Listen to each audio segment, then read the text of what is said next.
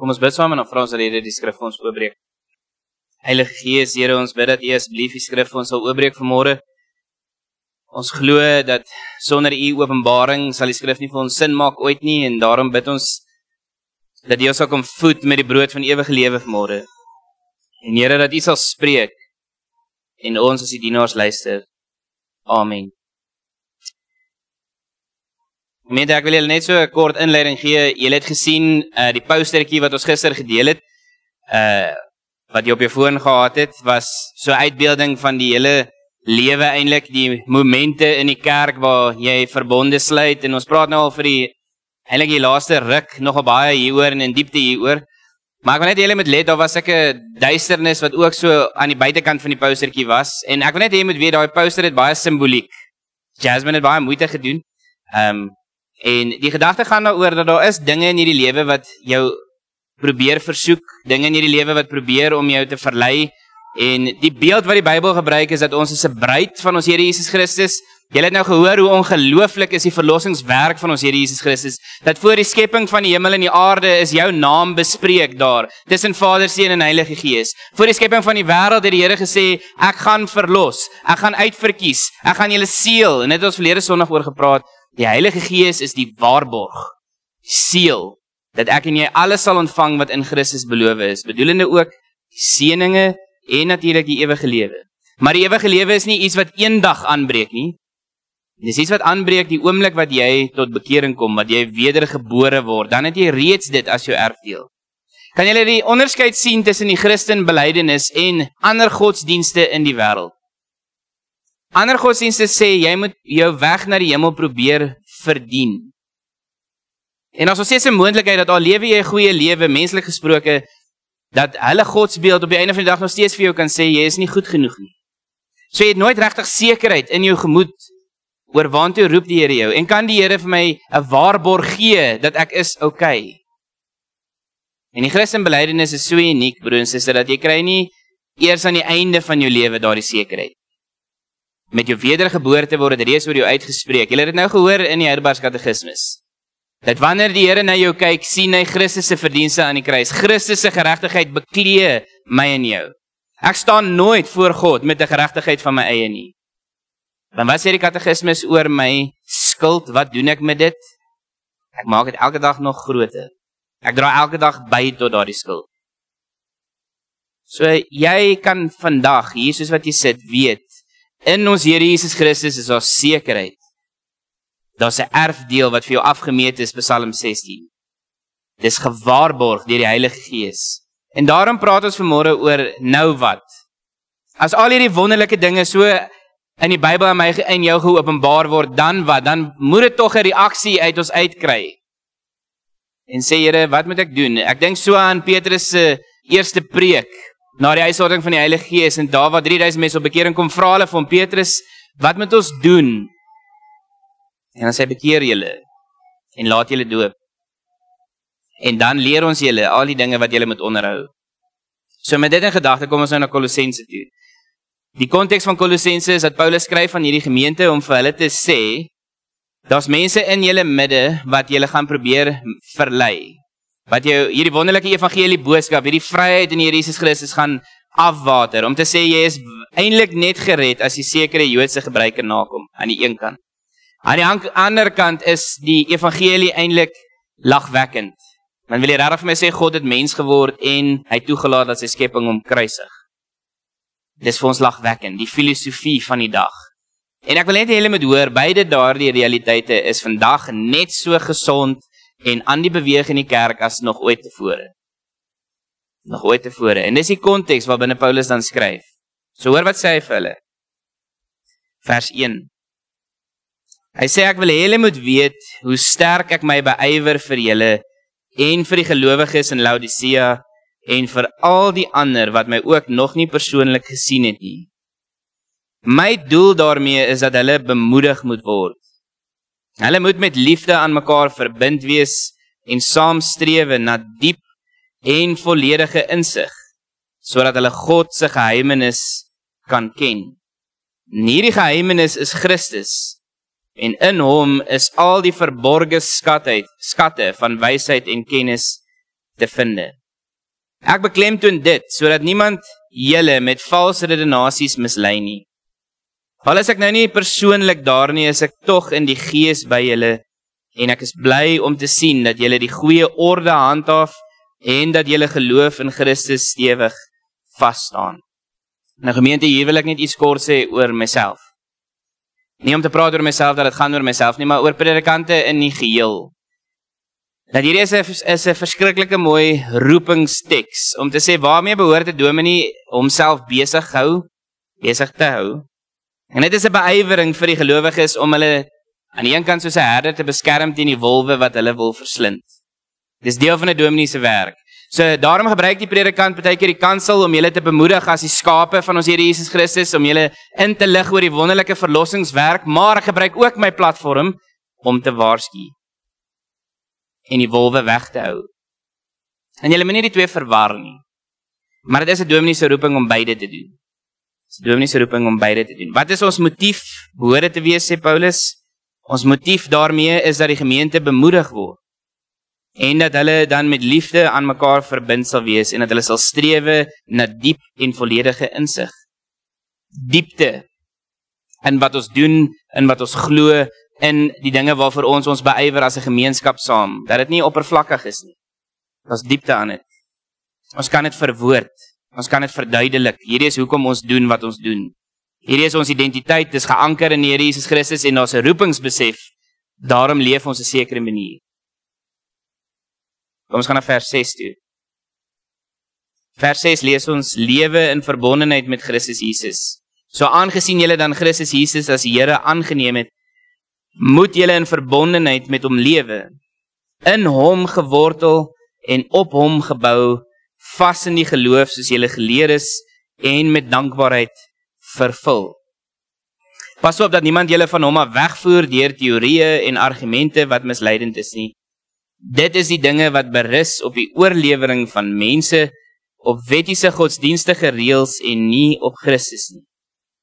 In hom is die volle wese van God beliggaam, en in verbondenheid met hom deel julle in sy volheid. Hy is die hoof oor elke mag en gesag. Deel julle verbondenheid met hom is julle ook besny, nie met die besnydenis wat deur mense verrig word nie, maar met die besnydenis deur Christus, en dit bestaan in die wegneem van die sondige natuur van die mens. En dit het by die doop gebeur, deurdat julle toe saam met hom begrawe is, deur julle verbondenheid met hom is julle ook saam met hom opgewek, omdat julle geglo het in die krag van God wat hom uit die dood uit opgewek het. Julle was dood deurdat julle gesondig het, en deurdat julle sondige natuur nog nie weggeneem was nie.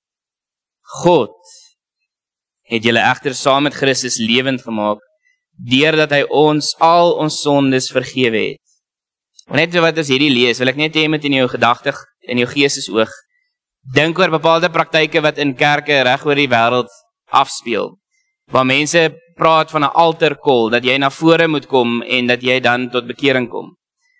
Hierdie teks wil ek net sê, daar's meer diepte aan dit, want wie maak jou lewend? Volgens die teks. Net God. Net God. Jy gee dalk uitdrukking daaraan, op verskillende maniere, maar die wedergeboorte is soos Jesus sê in Johannes 3, is 'n geboorte uit die hemel uit. God doen dit. God maak jou nuut. God doen dit. So vers 14, hy het die skuldbewys met sy eise teen ons tot nuut gemaak, deur dit aan die kruis te spyker. Het hy dit vir goed weggeneem. Hy het elke mag en gesag ontwapen, en hulle is in die openbaar vertoon, deur hulle as gevangenes in die triomftog van Christus mee te voer. Net tot sover.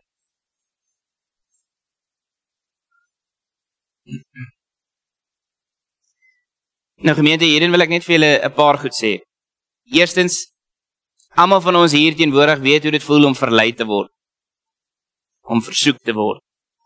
En ek dink baie keer maak ons die fout dat ons dink hierdie versoekinge, of as ons nou dink aan die demone of die bose wêreld gaan na jou toe kom as 'n demoon of as die duiwel, hoe ook al jy die duiwel sien in jou geestesoog. Maar ek wil hê julle moet besef dat die duiwel baie keer nie eintlik nie altyd, nie na my en jou toe kom as die duiwel as sulks nie. Ek onthou my pa het 'n tatoeëermerk op sy skouer gehad wat 'n bekende Ek sal sê, ons praat van memes in vandag se wêreld. Wat 'n bekende meme was daai tyd, dit was so 'n duiweltjie wat 'n doekie aangehad het met sy virkie. En ek het altyd vir my pa, as ons gesels daaroor, dan dink ek is baie keer hoe baie Christene die duiwel sien. Nee, hy is daar met sy virk, hy is in die hel en hy gaan jou pynig. Weet julle, dis nie Bybels nie. Dis nie Bybels nie. Weet julle wat leer die Bybel oor die duiwel? Oor wat met hom gaan gebeur. En ek wil julle moet dit sien, maak asseblief vir my oop by Openbaring. Ons gaan in Adventtyd baie hieroor praat, maar ek wil dit graag vir julle wys vanoggend ter inleiding. Net dat ons 'n paar goed regkry voordat ek verder gaan.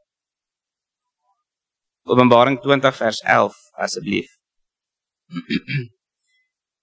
Vers 11 praat oor die laaste oordeel. Ons gaan lees vanaf vers 9 en 10.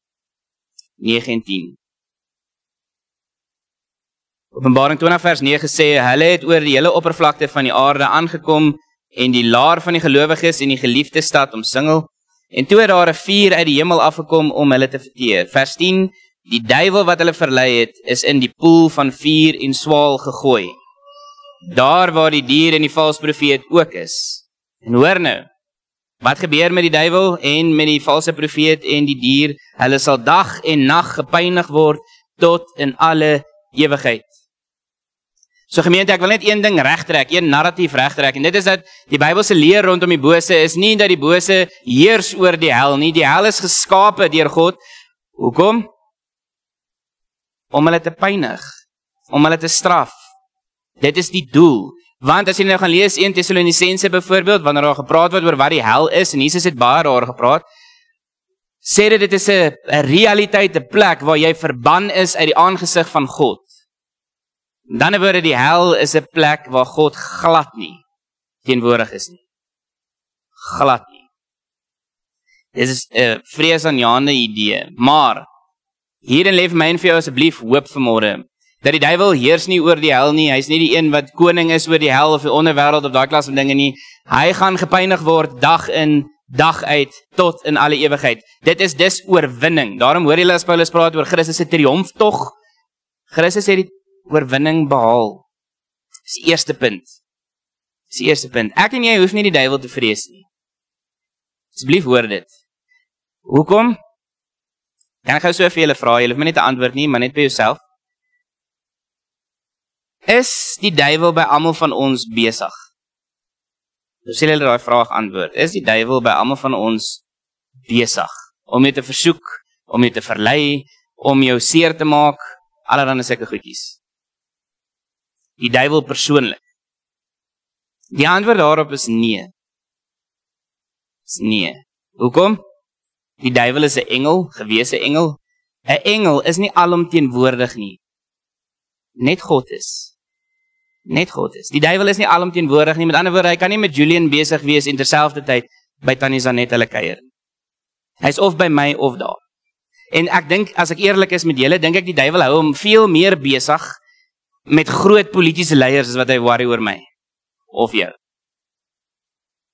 As jy môre daaroor gaan dink, is nou Julian se opinie, ek spekuleer, maar ek dink hy hou hom veel meer besig daar as met my. En of ek in die versoeking val om dalk kwaad te word vir iemand wat voor my inry of wat ook al. So nie alle versoekinge wat oor my en jou pad kom van die duiwel af nie. Dis punt nommer 1. Hy het gevalle engele wat saam met hom geval het, so daarom het hy demone, noem ons hulle. Hulle kan by jou besig wees, 100%. Hulle kan jou versoek, hulle kan verwoesting saai, 100%. Die Bybel leer dit. Die Bybel leer dit. Maar dis die tweede punt. Die ander vorm van versoeking is jouself. Is jouself. Jou sondige natuur, wat nog steeds deel is van jou, alhoewel jy wedergebore is, en soos julle nou gehoor het, besny is deur die Here Jesus Christus, dit word eers volbring met die wederkoms, wat ons 'n verheerlikte liggaam kry, dan is ons vry van die sonde. Maar terwyl ons nog hier op aarde is ons in hierdie stryd gewikkel, waar ons nou gesing het. So alle versoekinge, moet julle asseblief nie oor die boeg van die duiwel gaan gooi nie. Want weer eens, ek wonder of hou hy my besig, en vir hom sollie, terselfdertyd. Ek dink nie dit is wat die Bybel my leer nie, maar daar is bose magte in die lig. Paulus sê dit self, ons stryd is nie teen vlees en bloed nie, maar teen die bose magte in die lig. Dit is so, dit beïnvloed mense, dit fluister goed in hulle ore ensovoorts. Maar daar's ook 'n ander impuls en dit is jouself. Dit is jouself. So hierdie verleiding waarvan die Bybel praat, kom van verskillende plekke af en dit help my en jou as ons dit kan identifiseer. Kom dit uit myself uit? Is dit dalk 'n swakpunt in my eie lewe en daarom verstaan sukkel ek nie meer en ek wil dit vir julle baie prakties maak. As ek byvoorbeeld sukkel met welis, vir ons jonger mense in Engels last, en my oë dwaal, dan moet ek eerder my weerhou om goed te kyk wat ek nie moet kyk nie. Maar dis juist waar jy gaan versoek word. Maar dit is 'n swakpunt vir jou. As jy sukkel met alkoholgebruik, selfe beginsel. Een broer kan golfklub toe gaan, hy drink 'n bier saam met sy pelle, dis nie 'n probleem nie, hy gaan huis toe na sy vrou en kinders toe. 'n ander broer val wanneer die versoeking kom. Net nog enetjie. En dan sit jy vas. Almal van ons in hierdie kerkgebou het 'n bepaalde teerpunt, iets waarmee ek en jy sukkel. En ons moet deeglik bewus wees wat dit is, want dit is waar jy gaan geteken word. En wanneer ons dan struikel en val, dan sê ons, Here, asseblief vergewe ons, soos wat ons vanoggend gedoen het. En ons bedoel dit, in alle opregtheid, maar ons tref geen voorsorg nie. Môre kom dieselfde versoeking en dan val ek weer in dieselfde gat, want ek het nie voorsorg getref. En daarom wil ek julle net vanmôre in hierdie verbondslewe tema, asseblief met jou praat oor die feit dat jy jou aan Christus moet verbind, bedoelende jy lewe in verbondenheid met Jesus. Hy is jou bruidegom, hy is jou grootste liefde, hy is jou bron van vreugde en blyskap. Daar is niks goeds buite Christus nie. Dis ons motivering, en dan moet ons wys word om te sê, ek tref voorsorg wanneer daar versoekinge oor my pad kom, om nie in dieselfde slaggat te trap nie. Maar ek wil net vir julle ietsie vra, dink julle, as ek so met julle gesels baie keer en met my kollegas, dan wonder ek of baie Christene hierdie verwagting het, dat omdat jy nou glo, wanneer versoeking oor jou pad kom, gaan God bonatuurlik ingryp, en hy gaan jou uit daai situasie uit verwyder. En dit gebeur selde. Paulus skryf vir Timoteus, wanneer hy met hom wil aanmoedig om 'n goeie soldaat te wees van Jesus Christus, dan sê hy vir hom, Timoteus, hierdie stryd moet 'n stryd wees om lewe en dood in jou gemoed. Dit is 'n stryd om lewe en dood. Dit is nie net 'n foutjie nie, dit is nie net ek wat op die einde van die dag nou toegegee het in die versoeking nie. As jy dit terugvat na die beeld toe van die bruidegom en die bruid, dan is ek en jy besig om op die Here te verneek wanneer ons struikel, val. Hoor julle dit? So, die Here se gemeente is sy bruid en ons is deur 'n verbond aan hom verbind wanneer jy belydenis van geloof af lê. Dan word daar vir jou gevra en julle gaan dit hoor die 16de November.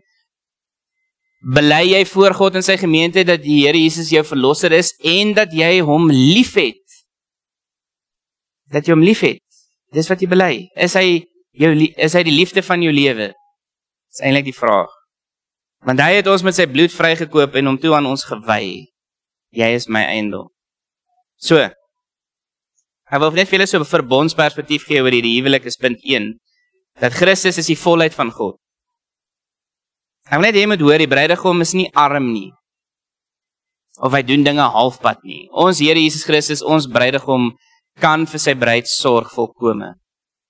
Hy gee vir haar alles wat sy nodig het. Hy beskerm haar teen die bose. Hy dien haar in selfopofferende liefde, soveel sodat hy sy lewe gegee het.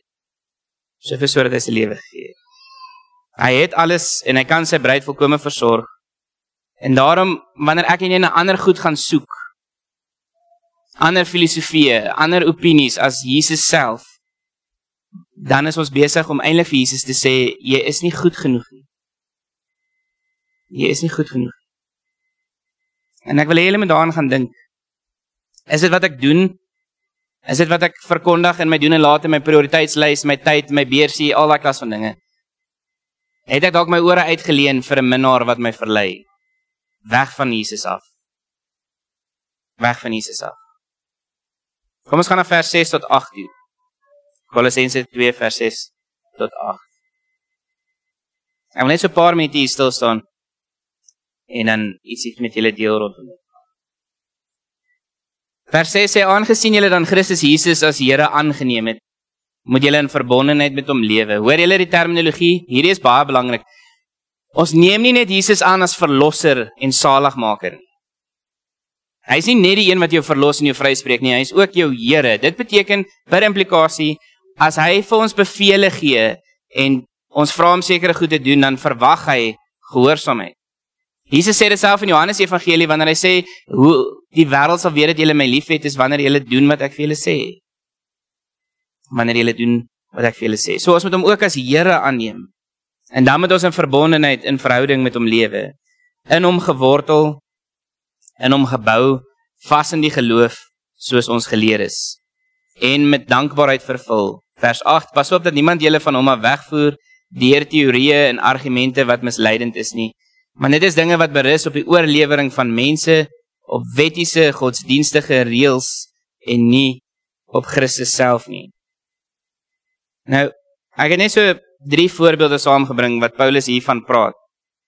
En ek wil dit prakties maak in 2025. Een van hierdie verleidende stemme, in my opinie, gaan oor die charismatiese beweging en die druk waarop ons en ons kinders geplaas word om onsself te laat herdoop. En ek wil net iets vir julle sê daaroor. Ons belydenisskrifte, soos julle dit vanoggend gehoor het, vir al die Nederlandse geloofsbelydenis, sê ons moet dit nie doen nie. Dis ons familiereëls wat ons onderteken het, toe die belydenis van geloof aflê het. Maar wat is die motivering? Ek wil dit net vir julle met julle deel. Dit gaan daaroor om vir my en vir jou te sê, by die doop van jou en toe jy 'n kindjie was of later as jy volwasse is God die een wat 'n verbond sluit om te sê ek verbind my aan jou opnuut. Jy is my eiendom. Dis primêr waar dit gaan. En nou sê hy in Kolossense 2 vers 11, jy word besny in die hart. So is duidelik sien ons dat die apostel Paulus ook 'n verbintenis maak met die besnydenis in die Ou Testament en die doop in die Nuwe Testament. En wat is die belofte van die besnydenis? Ek beloof om vir jou God te wees, vir jou en jou nageslag. En vir al hulle geslagte. Maar wat gebeur in ons menslike ervaring? Ons dwaal van die pad af. En dan kom ons later terug, die Here herstel. En dan het ons 'n behoefte om ons eintlik dit te vier, dat die Here het my nou teruggeroep. En wat ons baie keer dan doen, is ons gaan na die doopvond toe. Ons gaan na die doopvond toe. Maar ek wil vir julle sê, asseblief gemeente, kan ons net bietjie gaan gesels oor sakramente, en dat wat ons belydenis is dat ons gaan na die nagmaalstafel toe. Wanneer jy terugkom, wanneer jy herstel word. Dis hoekom ons nagmaal herhaal deur die jaar. Dis elke keer 'n moment waar jy kan sê, Here, dit wat was, wil ek graag voor die kruis kom neerlê. Ek het gefouteer en ek het afgedwaal en ek is regtig opreg jammer en ek bely dit voor U, en dan herstel hy jou deur die nagmaal. Jy kom tafel toe. So jy hoef nie te wag tot 1 Januarie om te sê dis 'n nuwe jy nie.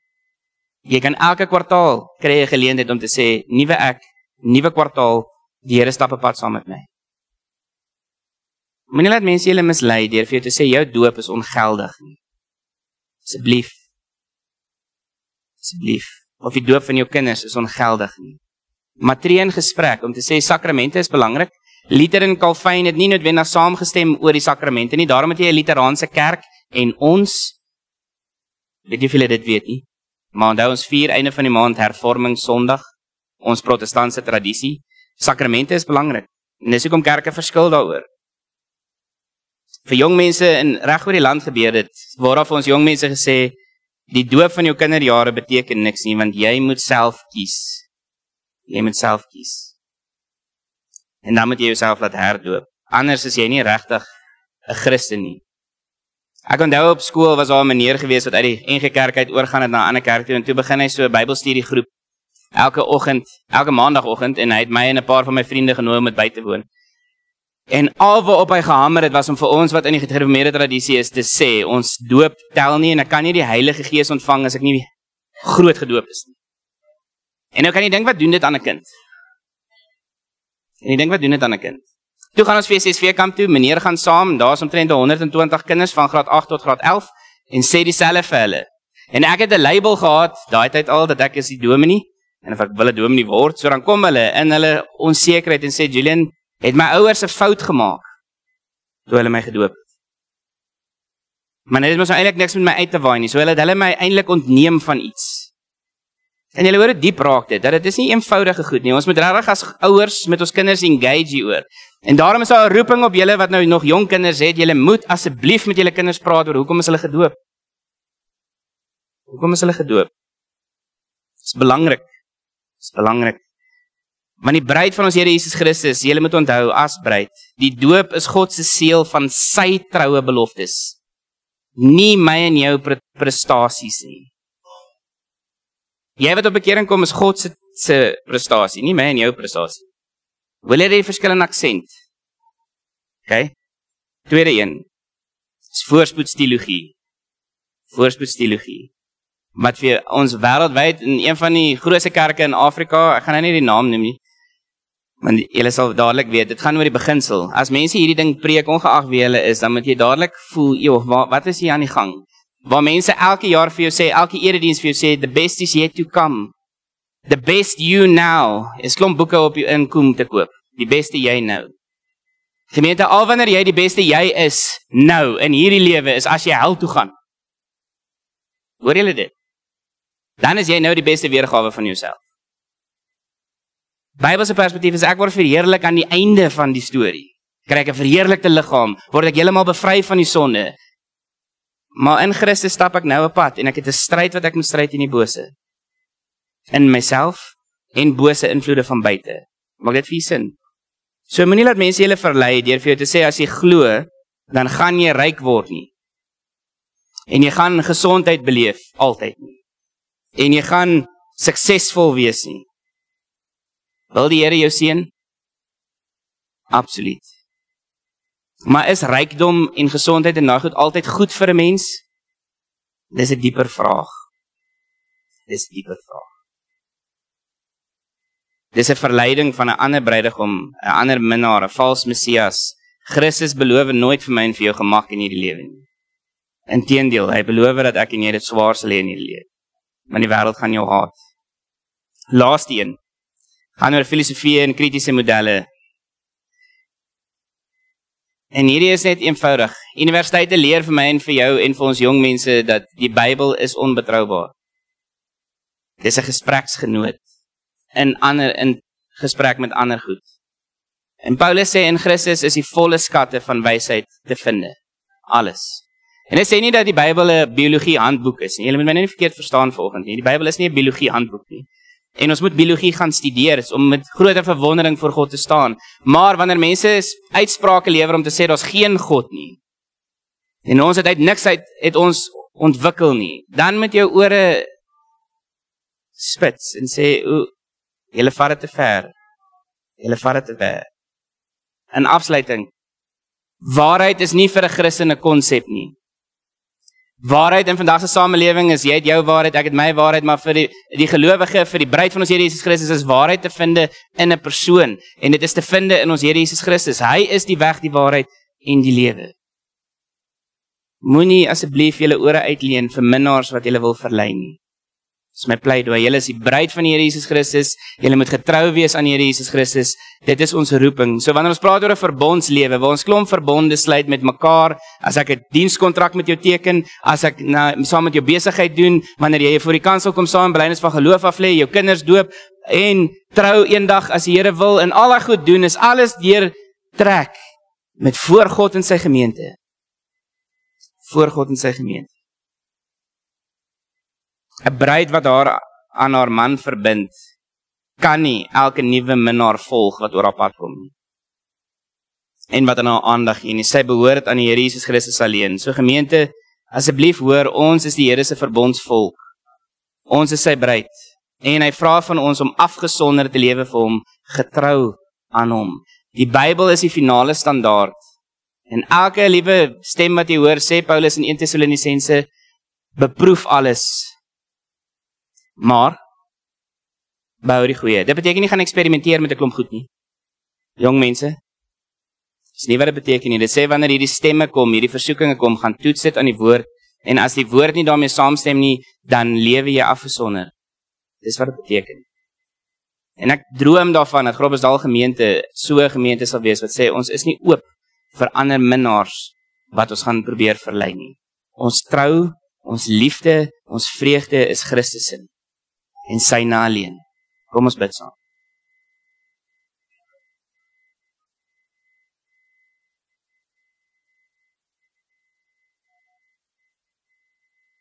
Ons Vader wat in die hemel is. Vader, baie dankie dat ons hierdie woorde van die apostel Paulus kan lees.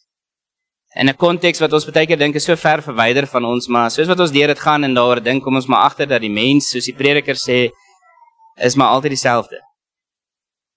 Niks is nuut onder die son. En ons ervaar baie van hierdie selfde uitdagings. Dat daar hierdie stemme is, hierdie minnaars is wat in ons oorfluister om ons van die waarheid af te trek, te verlei. Dat hulle 'n beter waarheid het, dat hulle 'n meer voller waarheid het. En ek bid vir elke lidmaat hier teenwoordig, dat ons na die woord toe sal gaan en dat die woord altyd die deurslag sal gee en die finale sê sal hê. Nie ons eie opinies, of ons eie vooroordeel, of ons eie begeertes nie. En die Bybel leer my ook in Jeremia 17 vers 9, dat my hart is bedriegliker as enigiets anders. En daarom moet ek selfs my eie emosies en motiewe en gedagtes toets aan die woord. En ek bid dat U deur die Heilige Gees ons daarmee sal help. Ek bid vir ons huisgesinne, Here, dat U ons sal beskerm teen die bose. Dat U ons sal help om nie in die versoeking te kom nie. Maar dat ons as huisgesinne, as individue sal sê, laat U koninkryk kom en laat U wil geskied soos in die hemel, so ook op die aarde. En ons streef daarna om as 'n gemeenskap saam te soek na die wil van die Here. En die uitleef daarvan tot eer van U. Heilige Gees, mag U ons rig en lei, mag U ons versterk waar ons swak is, mag U ons help om voorsorg te tref waar nodig, dat ons as 'n bruid getrou sal wees, en gereed sal wees wanneer ons bruidegom ons kom haal, en ons dan tot in alle ewigheid mekaar sal geniet. Here, ons sien so uit na daardie bruilofsfees, waar ons vry is van die sonde, vry is van die gevolge van sonde, dood en verlies, en al hierdie hartseer dinge wat ons moet deurmaak hier op aarde. Dankie dat U dit vir ons oorwin het, en daarom het ons 'n toekoms hoop in ons Here Jesus Christus. In Jesus naam bid ons hierdie dinge. Amen.